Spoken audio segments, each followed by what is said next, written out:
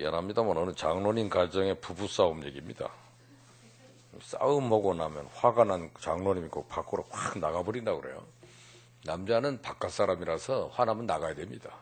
그 있으면 더 부인이 또 얘기 좀 더 해요, 돼요. 그래서 붙잡다가는 양쪽에 멍든 분 많이 봤습니다. 그러니까 부부싸움하거나 싸움하거나 장로님 밖으로 나가면 권사님이, 부인이 권사님인데 간절한 목소리로 어서 돌아오 그 노래를 부른대요. 어서 돌아마노 찬송가잖아요. 어떤 분은 낯설은 얼굴도 있네요. 그 노래가 찬송가인지도 모르고. 그러면 밖에 있는 동안에 화가 풀린 남편이 또 들어올 때는 멀리 멀리 갔더니 뭐요? 처량하고 고나며 그러고 문을 두드린다네요. 그러면 아내가 문 열어주면서 참 반가운 성도여 이렇게 문을 열어준다고 합니다. 어떤 상황에서도 신앙인의 장점이 있다면 노래하는 사람들입니다. 기독교인은 노래하는 사람들이에요. 기독교는 그 혼인 예식 때도 노래하지만은 결혼식 할 때도 노래 안 하는 결혼식이 많잖아요. 근데 기독교인의 결혼식엔 노래가 있습니다. 그리고 장례식에도 노래합니다. 언제나 노래하는 사람들입니다. 그래서 오늘은 밤중에 부르는 희망의 노래라고 하는 주제로 이 말씀을 나누려고 해요. 여러분 청소년 시절에 얼굴에 나는 노란 열증이 뭐죠? 그 여드름이잖아요. 요즘 아이들은 얼굴이 깨끗합니다. 저희들의 청소년기에 얼굴에 여드름이라는 게 참 많이 났어요. 저도 얼굴에 좀 상당히 많이 나서 한 선배가 얼굴에 여드름이 나오면 애인이 나타날 징조라고 그러네요. 얼마나 반가운지 여드름을 만지작합니다. 이왕 나타나려면 퀸카가 나타나라. 계속 만지면 더 좋을 줄 알았는데 깨묻은 손으로 여드름을 만지작거렸더니 어떻게 되겠습니까? 여드름이 아주 사탕만하게 부풀어 오릅니다. 얼마나 보기도 흉하고 아팠던지 아무리 미녀가 나타난 데는 무슨 행복이 있겠습니까? 그랬더니 어른들이 긁어서 붓으로 만들었구만 그러더라고요. 나중에 깨달은 얘기입니다만은 이 여드름은 만지작거리면 점점 더 커지고 흉해진다는 겁니다. 그저 아침 저녁으로 깨끗하게 씻는 길밖에 없어요. 인생의 문제도 마찬가지입니다.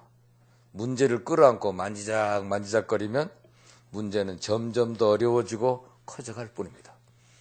대화 가운데 그것이 문제야 하고 문제를 자꾸 지적하면 지을수록 점점 더 문제는 커지고 해결책을 잃어버린다 그 말이죠. 그래서 우리는 말씀과 기도 그리고 찬송으로 씻어내는 게 가장 지혜로운 방법입니다. 그래서 우리가 예배를 드리는 이유가 뭡니까? 오늘 성가대는 우리가 살아가는 이유를 찬송을 했는데 우리가 예배 드리는 이유가 뭡니까? 우리의 것을 씻어내는 작업입니다. 우리의 모든 문제를 씻어내고 참된 평안을 얻기 때문에 예배하는 것입니다. 성탄절은 인류 전체를 전부 깨끗하게 정화시킬 수 있는 복된 날입니다. 또 크리스마스의 축복, 그것이 온 인류를 새롭게 깨끗하게 씻어내는 죄악에 부겁할 수 없는 인생을 다시 살리시려고, 그래서 우리를 구원하시려고 찾아오신 예수, 그 예수의 은혜를 입어서 우리 모두가 새로워지기 때문에 우리는 어떤 사건과 상황마다 우리는 노래 부를 이유가 있고 찬송해야 될 이유가 있습니다. 고난 가운데 문제를 안고 자꾸 그 문제를 키워가는 사람이 있고, 고난 중에도 노래하고 찬송하며 문제를 녹여버리는 사람이 있습니다. 우리 찬송가 370장 엘리자베스 헤빗 여사의 찬송, 그 찬송가는 내 앞길 멀고 험해도 나 주님만 따라가리, 이 찬송으로서 우리의 모든 어려움들을 극복해 갈 수 있는 힘을 얻습니다. 때문에 문제를 찬송으로 녹여버리는 사람들이죠. 진실한 크리스찬을 향한 별명이 있다고 하면 환난에 밤중에 노래하는 사람이다 그래요. PGA 골프 선수 중에 아프리카 짐바브웨 출신 닉 프라이스라는 선수가 있는데 이 선수는 슬럼프가 없는 선수라고 알려져 있습니다. 근데 이 슬럼프 없는 이유가 뭐냐? 어떤 기자가 물어보니까 프라이스가 저는 어릴 때 우리 아버지께서 어려움이 있을 때는 휘파람으로 노래를 부르라 그랬답니다. 그래서 자기는 개인이 풀리지 않을 때는 휘파람을 분대요. 여러분, 원망하는 사람은 어디 갖다 놔도 원망합니다. 어떤 분은 천국 가수도 원망한대잖아요. 왜 이렇게 조용하대? 그러고 왜 이렇게 밥을 많이 준대? 그러고 왜 이렇게 밥이 이렇게 맛있대? 또 그 뭐든지 원망하려고 하면 원망할 수 있습니다. 근데 감사하는 사람은 어디 갖다 놔도 감사합니다. 특별히 노래하고 찬송하는 사람은 환경 여하에 상관없이 노래하고 찬송하며 살아갑니다.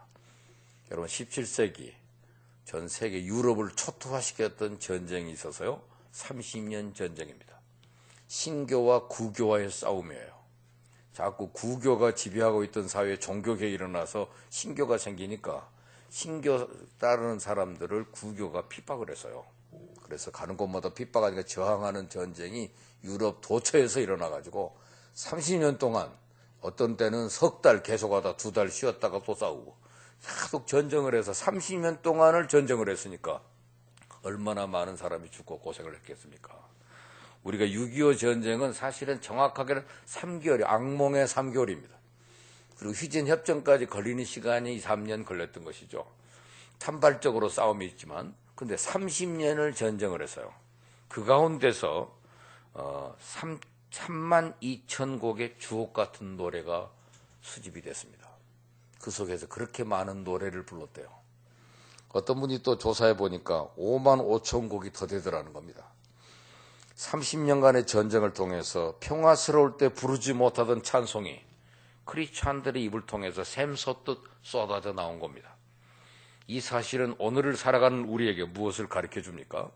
진실한 그리스도인들은 고난 가운데 노래할 수 있다. 환난 가운데 찬송하며 살아간다. 이것입니다. 저희들은 신방에 가면 꼭 가서 묻는 질문이 어떤 찬송을 좋아하세요? 최근에 어떤 찬송을 부르십니까? 하고 물어봅니다. 그러면 갑자기 대답도 못하고 뭐 찬송이야 뭐 다 좋죠 뭐 이런 분은 찬송 안 하는 사람에 찬송이 탁 떠오른다. 최근에 우리가 부르는 노래가 있어야 돼요. 우리는 오늘 요즘 이 찬송 부르고 있습니다.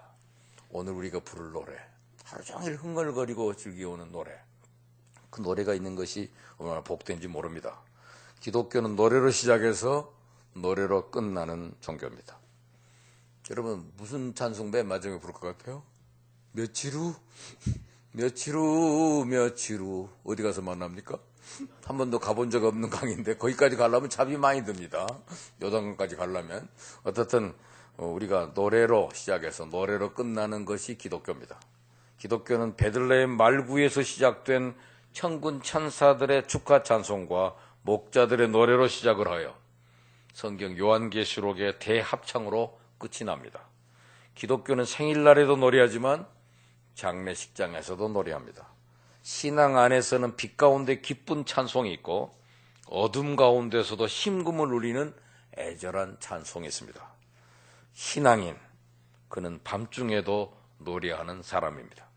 세상에 낮과 밤이 있듯이 인생에서도 낮이 있으면 밤이 있을 수 있고 갑자기 건강이 나빠져 당신을 불안하게 한다면 직장을 잃어버린다면 사업이 잘 안 되어 우리 가슴을 애태우게 한다면 남편 문제로 인해서 가슴에 멍이 들고 있다면 자식 문제로 인해서 엉클어진 머리를 붙잡고 눈물 흘리는 분이 있다면 가족 간의 종교적인 갈등으로 인해서 고민하고 있는 분들이 있다면 직장에 대한 환멸과 불만 때문에 괴로워하는 분들이 있다면 바로 여러분의 삶 속에 고난의 밤이 찾아온 것입니다. 이 세상에도 고통을 당하지 않는 사람은 아무도 없습니다. 근데 나만 이 고통을 당한다고 생각을 해요. 여기에 고통의 무게가 있습니다. 고통이 무겁게 느껴지기 때문에 그렇습니다. 깊은 밤과 희망의 노래, 얼마나 역설적입니까? 이처럼 어울릴 수 없는 양극단의 조화 속에서 우리는 기독교 신앙의 참 맛을 볼 수가 있습니다. 기독교는 아까 말씀드린 노래로 시작해서 노래로 끝난다는 사실. 노래하는 삶입니다. 나는 오늘 무슨 노래를 할까? 이 어려울 때 부를 노래가 무엇인가? 어떤 분은 답답할 때 전화가 오더라고요. 목사님 이럴 때는 무슨 찬송을 불러야 됩니까?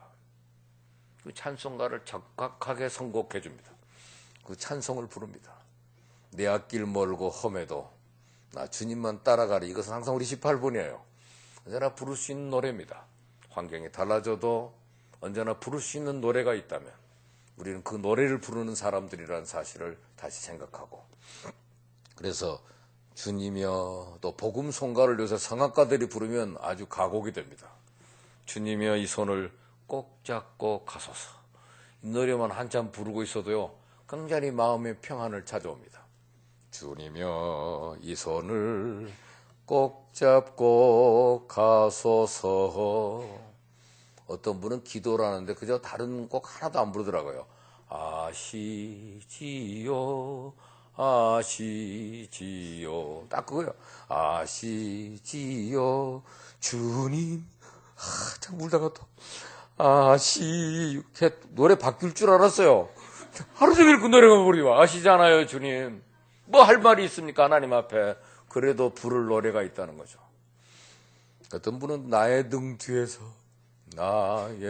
뒤에서 이 찬송가 하루 종일 나오더라는 거예요. 어떤 분은 목회를 그만둘 정도로 절망에 빠져 있는데 꼭 조그만 아이가, 다 4살 먹은 아이가, 아빠 그 노래 불러줘. 그 노래가 나의 등 뒤에서, 이 노래 할 수 없이 애한테 그 노래 불러주다가 이 양반이 믿음이 불붙듯 솟아나가지고 하나님을 찬양하고 부르짖고 회개하고 새 인생을 바꿨다고 그러더라고요. 나의 등 뒤에서 일어나 걸어라. 이런 복음송가도 우리 자신의 영혼을 울릴 수 있는 노래가 됩니다. 이 세상에서 고통당하지 않은 사람은 아무도 없습니다. 그러나 고난에도 여러 가지 종류가 있습니다. 우선 자기 잘못으로 인하여 당하는 고난도 있어요. 이건 당연한 일입니다. 사람들은 이 고난이 자신의 죄로 말미암아 비롯된 것임에도 불구하고 다른 사람에게 책임을 전가하려고 합니다. 우리는 고난 당할 때 그 고난의 원인이 내게 있는 것은 아닌가 하고 돌이켜보는 태도가 필요해요. 만일 그것이 나 때문이요, 내가 지은 죄나 나의 게으름 또는 나의 부족에서 오는 것이라면 오히려 고난 속에서 감사의 찬송이 있어야 됩니다. 왜냐하면 그 고난은 아직까지 나를 향한 하나님의 사랑이 남아있다는 증거니까요. 둘째는 애매한 고난이 있습니다. 우리는 때로 이유 없는 고난에 부딪힐 때 잘못 당황하게 됩니다. 가령 이웃 사람의 부주의로 불이 나서 우리 집까지 그 피해가 미칠 수도 있어요. 혹은 내가 차선을 지키고 조심스럽게 운전하는데 뒤에 오던 자동차가 잘못해서 내 차를 받아버림으로써 본의 아니게 손해를 볼 수도 있습니다. 이때 이것을 우리는 어떻게 해석해야 됩니까? 비록 인간 편에서 볼 때는 불합리한 고난으로 보일지라도 하나님 편에서는 틀림없이 고난의 이유가 있다는 것입니다. 독일의 히틀러가 유대인을 무차비 학살할 때 유대인들이 이런 기도문을 벽에다 써놨답니다. 나는 태양이 빛나지 않을 때도 태양이 있음을 믿노라. 나는 내가 사랑을 느끼지 못할 때도 어딘가에 사랑이 있음을 아노라. 나는 하나님이 침묵을 지키실 때에도 나는 하나님이 계심을 믿노라. 이 애매한 고난 속에서의 고백입니다. 또 셋째는 선을 이루기 위한 자원하는 고난이 있습니다. 오늘 본문에서 욥이라고 하는 사람이 당한 고난은 이상의 일반적인 고난의 특성과 전혀 다른 성격을 지녔어요. 욥이 당한 고난은 제4의 고난이라고 합니다. 욥의 고난은 의인의 고난이고 철저하게 하나님을 경외하던 사람이 당하는 고난입니다. 그렇다고 자원하는 고난도 아닙니다. 욥은 끝까지 내가 왜 고난을 당해야 되는지를 몰랐어요. 그래서 친구들이 찾아와서 네가 그래도 잘 생각해봐. 뭐 잘못한 게 있으니까 이런 고난을 당한 거지. 그러니까 지금이라도 잘 생각해봐. 회개해. 이런 말을 할 때만 내가 잘못한 게 뭐가 있어. 왜 내가 고난을 당해야 되는지 모르겠다고 싸우고 대꾸하고 하는 얘기가 욥기 전체를 이룹니다. 그래서 욥기가 1, 2장은 참 멋지게 진행되다가 계속 싸우는 얘기 때문에 42장까지 가는 건데요. 이 싸우고 있을 때 그가 당하는 고난이 얼마나 큰 고난이었습니까? 욥이 당하는 고난은 재산을 잃어버린 고난이었습니다. 피땀 흘려 모은 재산, 안 입고 안 먹고 안 써서 모은 그 재산을 잃어버린다는 것은 참으로 가슴 아픈 일입니다. 평생토록 애써서 모아놓은 재산을 하루아침에 빼앗기고 거지가 되니 얼마나 힘들었겠습니까? 두 번째는 자식으로 인한 고난이에요. 자식을 10남매나 뒀는데 하루아침에 죽습니다. 재물이 아무리 귀해도 자식에 비할 바는 못되죠. 화목하게 지내던 10남매가 큰 아들 집에서 잔치하다가 집이 무너져 몽땅 죽었습니다. 세상에 이런 고통이 어디 있습니까? 내가 당하는 고통보다 더한층 뼈아픈 고통은 없을 겁니다. 세 번째는 건강까지 잃어버려서요. 여러분, 머리에서 발끝까지 종기가 나서 이것을 기와장으로 긁고 잿더미에 뒹굴며 몸부림을 칩니다. 어떤 분이 이런 예화를 들었더라고요. 너무 충격적인 사건. 갑자기 공장 무너져 제1공장 불타, 제3공장 불타, 동시에 자기 재산들이 불타버리고 동시에 여행을 갔던 자식들이 한꺼번에 다 죽었어요. 너무 충격을 받아서 병원에 입원해가지고 응급 조치를 받을 때 그 피가 모자라서 그 수혈을 했더니 마침 수혈이 에이즈균이 들어있는 피를 수혈받았대요. 그러니까 몸이 또 병까지 옮아가지고 나을 수 없는 질병에 빠질 때 느끼는 그 고통을 욥이 당한 거라고 하더라고요. 이 고난입니다. 더 큰 것은 사랑하는 자기를 지켜줄 줄 알았던 아내까지 뭐라고 그래요? 당신은 하나님 욕하고 죽어버리세요. 그래서 자기 친구들까지 와서 나중에는 끝까지 네가 죄 없으면 이런 고난을 당하겠니? 고통을 계속 주고 있습니다. 친구까지 그를 떠납니다. 너무 힘듭니다. 그래서 욥은 왜 어머니 왜 나를 낳으셨습니까? 왜 나에게 젖을 먹였습니까? 하면서 자기 생을 한탄해요. 이렇게 계속 주거니 받거니 싸우고 있는 소리를 듣고 있던 한 젊은이가 엘리후라고 하는 사람입니다. 오늘 33장부터 그 사람이 등장하는데 엘리후가 거기 나타나서 오늘 주는 말 한마디가 뭡니까? 나를 지으신 하나님은 어디 계시냐고 하며 밤에 노래를 주시는 자가 어디 계시냐고 말하는 자가 없구나. 땅의 짐승들보다는 우리를 더욱 가르치시고 하늘의 새들보다도 우리를 더욱 지혜롭게 하신 이가 어디 계시냐고 말하는 이도 없구나. 너희들은 하나님이 어떤 하나님인 줄 잘 모르고 이렇게 누가 옳거니 그르니 여기까지 싸우고만 있다. 이게 말이 되냐? 하고 책망하는 그 말씀 속에서 이 엘리후는 밤중에 노래하게 하시는 하나님을 왜 모르냐? 하고 그들을 깨우쳤습니다. 여기서 그 발견한 귀중한 사실이죠. 이 고난의 밤을 허락하신 분이 하나님이라는 것. 고난 좋아하는 사람 아무도 없습니다. 그런데 하나님은 사랑하는 자녀들에게 고난을 허락하신다는 겁니다.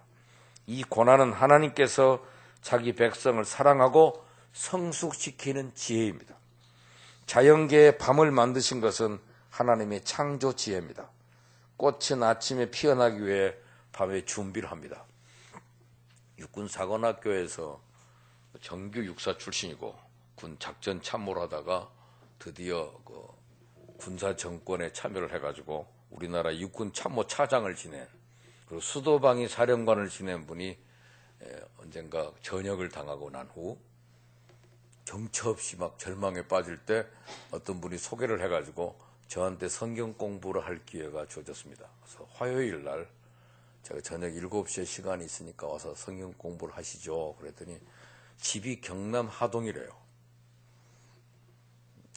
한 주일에 한 번씩 오실 수 있겠습니까? 했더니 올 수 있다고 그러더라고요. 경남 하동에서 진주를 가가지고 공군 비행기를 통해서 서울 공항에 와서 서울 가든호텔에 와서 기다리다가 저녁 6시 57분이면 제 사무실에 찾아옵니다.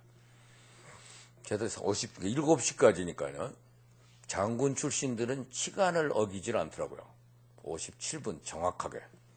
그래서 그 아내와 함께 비행기 타고 와가지고 저한테 6개월 동안 성경 공부를 했습니다.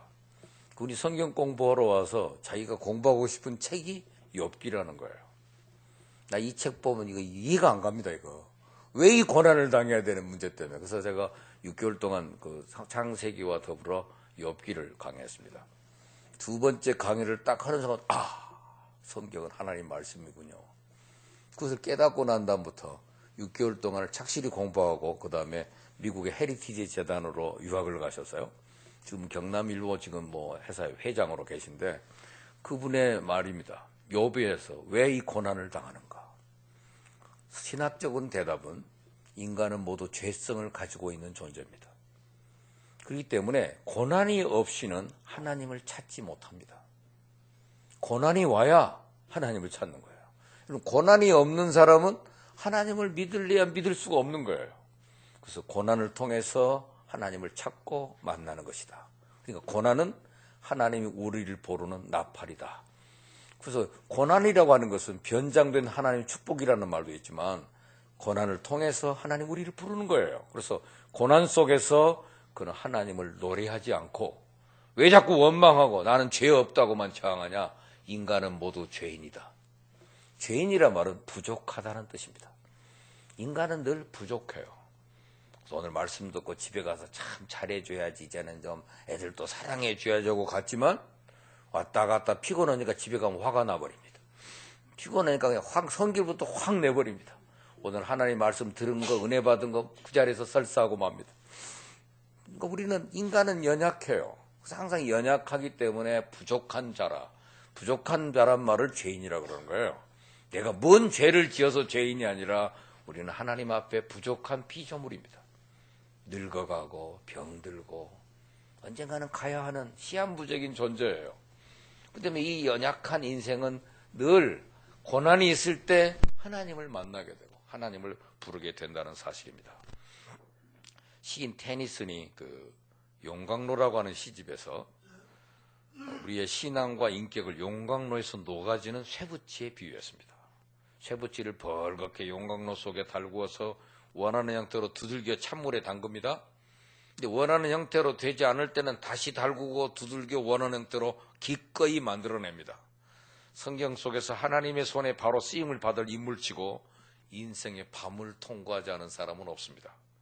교회 안에서도 신앙 참 좋다 하는 분들은 가만히 보면 대개가 밤을 통과하신 분입니다.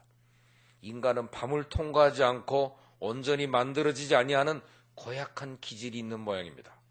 이는 마치 채광석이 용광로에 들어가지 않고는 순금을 만들어낼 수 없는 것처럼, 그래서 하나님은 밤을 중요하게 다룹니다.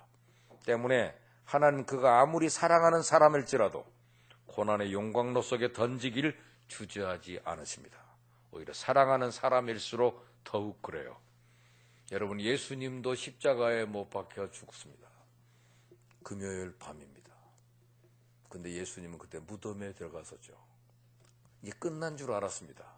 그러나 하나님께서 그를 주일 아침 부활케 함으로써 인류 역사의 새로운 소망을 우리에게 줍니다. 그도 십자가는 그에게 밤이었습니다. 그러나 저녁이 되며 아침이 되니는 첫째 날이더라. 성경은 항상 날을 정의할 때 저녁부터 얘기하고 아침을 얘기합니다. 저녁을 통과하고 난 다음에 아침을 맞는 것이지 아침이 저녁으로 끝나는 것으로 말하지 않습니다. 우리에게는 이 밤 동안 인간에게 꽃을 피울 준비를 하는 겁니다. 만일 고난이 없다면 인생의 꽃은 피지 못하고 신앙의 열매는 연글지 못한 채 시들고 말 겁니다. 인간은 잘 되면 금방 자기 교만과 완악한 자기 자랑에 빠져드는 연약한 존재입니다. 그래서 오늘 엘리후는 밤중에 노래하는 하나님을, 노래하게 하시는 하나님을 말합니다. 노래를 주시되 희망의 노래를 주십니다. 밤중에 희망을 노래하는 사람들, 이게 얼마나 멋진 사람들입니까? 밤중에 부르는 노래는 낮에 부르는 노래와 다릅니다. 만물은 고요 속에 침묵하며 보이는 것이 아무것도 없습니다. 칠흑 같은 어두움, 그리고 나에게 남은 것은 고독과 외로움, 또 하나 남은 것이 있다면 처절한 실패와 눈물뿐. 이 속에서 무덤 같은 침묵을 깨고 감사와 감격의 눈물로 하나님을 노래합니다. 이것이 신앙입니다. 이것이 욥이 엘리후가 발견한 하나님이었고 바울과 실라가 감옥에서 만난 하나님의 모습입니다. 밤중에 희망을 노래하게 하시는 하나님, 지금 제가 밤중에 있습니다. 그러나 감사합니다. 하나님, 제가 너무 어려운 처지에 놓이게 됐습니다. 그러나 감사합니다. 이 모든 것을 합력하여 선을 이루게 되실 줄 믿습니다. 주께서 나를 단련하신 후에 내가 정금같이 나오리라. 주여, 풀무가 뜨거울수록 순금이 나옴을 믿습니다. 현재 우리가 당하는 고난은 장차 우리가 누릴 영광과 좋게 비교할 수가 없습니다. 이것이 크리스찬의 기도예요. 어떤 분이 관절염에 걸려가지고 외출을 못하고 고용 간호사의 간호를 받으며 집안에 꼼짝없이 갇혀 있습니다. 어느 날 심심도 하고 해서 후라이팬으로 요리를 만들다가 하나도 먹지 못하고 다 태워버렸어요. 오래된 찌꺼기와 엉겨붙은 찌꺼기들을 세척제로 닦아도 닦아지질 않습니다. 그때 그 고용 간호사가 달려오더니 음식 찌꺼기가 그대로 눌러붙었네. 이건 비누로는 안 돼요. 그리고는 후라이팬을 불에 빨갛게 달구었습니다. 그러니까 음식 찌꺼기들이 깨끗이 떨어져 나가더라는 겁니다. 이 광경을 본 사람이 그렇다. 내가 관절염에 걸렸다고 불평할 것이 아니라 성령의 불로 달궈야지 하는 순간 눈물이 쏟아지며 회개가 터져 나옵니다. 이어 성령 충만한 찬송이 입가를 떠나지 않습니다. 얼마 지나지 않아 어느덧 고통의 관절염도 몸에서 사라져 버렸습니다. 욥의 사건을 통해서 엘리후가 우리에게 소개해준 하나님의 독특한 성품, 그분은 밤을 허락하시는 분에서 끝나는 것이 아니라 밤중에 노래하게 하시는 하나님이라는 것입니다. 고난만 허락하는 잔인한 하나님이 아니라 바로 여기에 우리가 고난과 시련 가운데서도 밤중에 노래하는 사람이 되고 밤중에 기도와 소망과 찬양을 할 수 있는 근거가 있는 겁니다. 밤중에 노래하는 사람, 이 얼마나 멋있습니까? 인생의 밤중에 노래하게 하신 하나님을 찬양하는, 밤중에 부르는 노래는 낮에 부르는 노래와 다르잖아요. 어떤 분은 뭐 커피를 먹어야 먹는다 그러면 난 커피 안 좋아, 몸에 안 좋은 건데 뭘 먹니? 그래가지고 커피를 안 먹는 사람도 있고 커피를 좋아하는 사람이 있더라고요. 근데 커피를 보면 생각나는 게 있는데, 자기는 커피를 안 먹으려고 그래서 어떤 장로님이 커피를 이렇게 타주니까 나 커피 안 먹어요. 그랬더니 왜 집사님 커피를 안 먹어? 그러니까 몸에 안 좋다는데 제가 왜 그걸 먹겠어요? 그러니까 그게 몸에 나쁘면 미국 사람들이 먹겠어? 그러더래요. 미국 사람들이요? 그래서 미국 사람들은 다 먹는데 그러면 몸에 나쁜데 그 사람이 왜 먹겠냐는 거지. 그래서 예전에 선진국 상들에 대한 그 동경심 때문에 자기도 참으로 커피 맛을 봤다고 그러더라고요. 가만히 생각해보니까 그러네. 미국 사람들이 몸에 나쁘다는데 먹는다면 우리가 속은 거 아니야? 그래서도 먹기도 합니다. 여러분, 고난이 오면 고난을 즐길 줄 아는 사람, 고난 속에서 찬송할 줄 아는 사람이 복이잖아요. 성도는 환난을 통해서 하나님께 더 가까이서 만난 행복을 노래합니다. 환난 가운데서 오히려 다른 사람을 위로하고 치료하는 희망의 노래를 부를 수가 있습니다. 예수님은 짤막한 인생을 살았지만 그분은 온 삶이 상처투성입니다.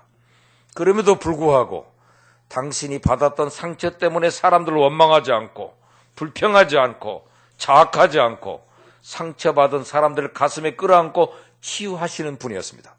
온 인류의 상처를 홀로 체험하신 그분이 온 인류의 상처를 치유하는 위대한 치유자가 되셨습니다. 상처가 사명이 되고 능력이 되는 은혜입니다. 그래서 우리 크리스찬은 밤중에 노래를 부르는 주제가 있습니다. 하나님 없는 인생은 잘 먹고 잘 사는 풍요로운 환경 속에서도 감사와 찬송 대신 자만의 거둠을 피우지만, 그러나 우리 그리스도인은 이 시련 속에서도 하나님을 찬양할 수 있기 때문에 복이 있습니다. 어떤 여자분이 애벌레 한 마리가 나방이 되어 나오는 것을 관찰하고 있었어요. 꽃지 속에서 나방이 바늘구멍만한 작은 구멍으로 빠져나와 보려고 몸부림을 치고 있었어요. 그 안타까운 장면을 보다 못해 가위로 그 꼬치에 구멍을 내줬답니다. 나방은 퉁퉁 부른 몸집을 뛰뚱거리며 기어나왔습니다. 이제 곧 날개를 펴고 날아오르겠지. 선심이나 쓴 듯 지켜보고 있었어요. 그러나 그녀는 자기가 나방의 신세를 망쳐놓았다는 사실을 금방 깨달았습니다. 꼬치 구멍에서 너무 쉽게 빠져나온 나방은 하늘을 날지 못하는 달싹둥이가 되고 말았대요. 한 마리 나방이 되기 위해서는 작은 구멍을 빠져나오며 때로 몸이 찢겨지고 피가 흐르는 고통의 시간이 있어야 했단 얘기죠. 고난당하는 사람은 비웃거나 비판하지 마세요. 너무 쉽게 동정하려고 하지 마세요. 위대하신 하나님의 손이 그를 지금 작품으로 만들고 있습니다. 애들이 태어날 때 제왕절개로 태어난 아이들 대개 나오고 나면 황달기가 떠나질 않아요. 그러나 지가 뚫고 나온 애들은요 건강해요. 왜냐하면 그만큼 그 고난을 통해서 자기도 세상에 나오려고 고통을 이겼기 때문에 건강할 수 있다는 사실이잖아요. 그래서 우리가 그리스도인의 트레이드 마크는 그리스도인 그는 밤중에 노래하는 사람이다. 하나님은 그에게 한밤중 노래를 주신다. 이것이 크리스천의 트레이드마크라는 겁니다. 미국에서 흑인에 대한 차별이 극심하던 때 버스를 타도 앞자리는 백인들만 앉아 있고 흑인들은 앞자리가 비어 있어도 뒷자리에 서서 가야 되고, 몽고메리시에서 늦은 밤 공장에서 지치도록 일을 하고 돌아오는 흑인 소녀가 너무 피곤해서 비어 있는 백인 자리에 잠시 앉아 잠이 들었습니다. 봉변을 당하고 끌어내림을 당했습니다. 이 일이 계기가 돼서 흑인 인권 운동이 일어납니다. 이 운동의 지도자가 몽고메리시에서 목회를 하던 마틴 루터 킹입니다. 폭동으로 번져가는 분노한 사람들을 달래며 이 운동을 이끌어갑니다. 여러분, 하나님의 살아계심을 믿읍시다. 태양이 우리 눈에 보이지 않을 때도, 구름 건너 태양이 존재하듯 비록 하나님의 사랑이 보이지 않을 때도 하나님의 살아계심을 믿읍시다. 나는 꿈을 꿉니다. 미국이 위대한 하나님의 나라가 되기 위해서는 우리 흑인들이 백인들의 손을 잡고 이 나라를 섬길 그 날을 꿈꿉니다. 이 노래를 불렀을 때가 불과 1960년대입니다. 지금 불과 40년이 지나서 미국의 오바마 대통령이 탄생합니다. 그 짧은 시간이지만 그는 희망의 노래를 불렀습니다. 그때 부른 노래, 마틴 루터 킹과 함께 백만구중이 어깨에 동무하고 손에 손을 잡고 불렀던 노래가 있습니다. 여러분 그 노래 아십니까? We shall overcome이라는 노래입니다. 우리는 이기리라. 우리는 이기리라. 우리는 이기리라. 3번 하는 거예요. 우리는 이기리라. 그날에. 이렇게. 그래서 그 노래가 울려 퍼지면서 그들이 함께 노래를 불렀습니다. 우리는 원어로 부르는 게 낫지 않겠습니까? We shall overcome. We shall overcome. We shall overcome someday. someday입니다. Oh, deep in my heart, I do believe we shall overcome someday. 한번 불러보겠습니다. We shall overcome. We shall overcome. We shall overcome someday. Oh, deep in my heart, I do believe we shall overcome someday. 우리는 이기리라. 우리는 이기리라. 언젠가 그날에 deep in my heart, 내 마음 깊은 곳에 나는 확실히 믿습니다. 우리는 어느 날 언젠가 그날에 이길 겁니다. 이렇게 마틴 루터 킹이 함께 흑인들과 손을 잡고 그 노래를 부르면서 2절에 보니까 우리는 손을 잡고 걸으리. We walk hand in hand. 그 다음에 3번째는 We are not afraid. 우리는 두렵지 않아. 우리는 두렵지 않아를 부르고, 마지막에 We are not alone. 우리는 외롭지 않아. 우리는 혼자가 아니야. 그러면서 함께 손을 잡고 그 노래를 불렀더니 정말 미국인 백인과 흑인의 혼혈아 오바마가 꿈을 꾸고 커서 미국의 대통령이 되지 않았습니까? 우리는 오바마라고 안 부르고 오집사님이라고 부릅니다. 그분의 신앙생활하는 사람이기 때문에 그건 하나님의 은혜로 우리가 We shall overcome. 우리는 이기리라. 우리는 성탄절을 맞으면서 우리도 함께 부를 노래가 뭡니까? 우리는 이기리라. 한번 해봅시다. 우리는 이기리라. 우리는 서로 손을 잡으리라. 우리는 두렵지 않아. 우리는 외롭지 않아. 그렇습니다. 우리는 승리의 노래를 부르는, 희망의 노래를 부르는 우리 모두가 되기를 원합니다. 기도합시다. 하나님 아버지 감사합니다. 태양